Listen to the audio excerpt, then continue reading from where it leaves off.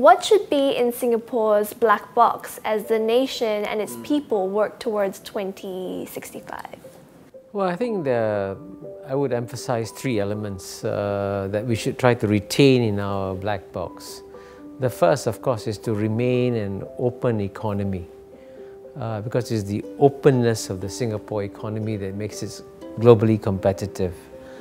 The second thing is, of course, to retain the multiracial dimension of Singapore.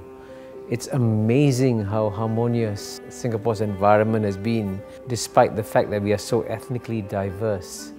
And that's a great asset that Singapore has, and we must retain it very strongly in our black box.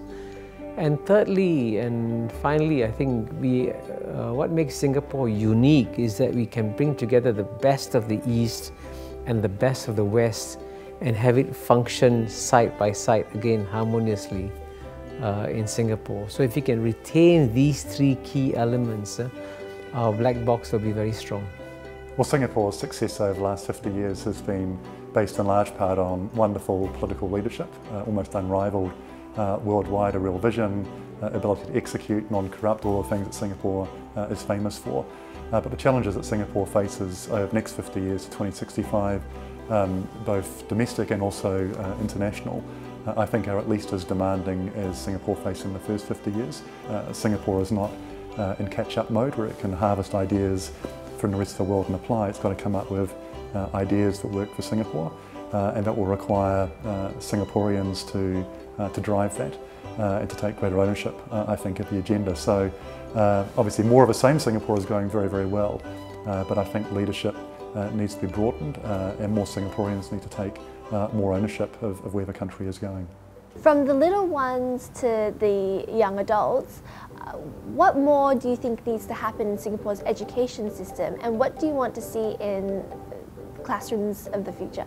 I think the workforce profile in Singapore has been changing rapidly and will continue to change rapidly. So these new jobs, job refreshing, jobs transformation, jobs redesign, all these are going to pervade the entire economy as well as the country.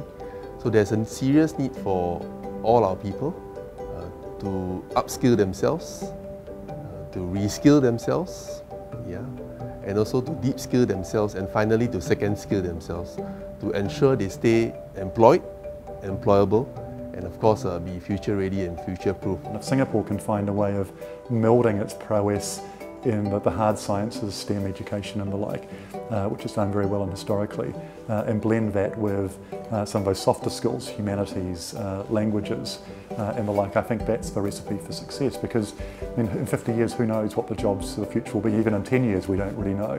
What do you think will happen to Singapore's identity as the country moves towards 2065? I think Singapore's identity will be consolidated by the younger generation at its core. You know, the fact that it now can be more liberal in terms of self-expression and individualism, and perhaps freedom of speech one day. And because of that consolidation, it will also be more confident as a global city. If I'm asked to name the one biggest challenge that Singapore faces in the next 50 years, it is the challenge of developing a strong, cohesive and coherent sense of national identity. We have to work harder at it, and to ensure that 20 years from now, when a Malay Singaporean meets a Chinese Singaporean on a street in Paris, they will look at each other and they say, I can recognize that person. He's a Singaporean like me.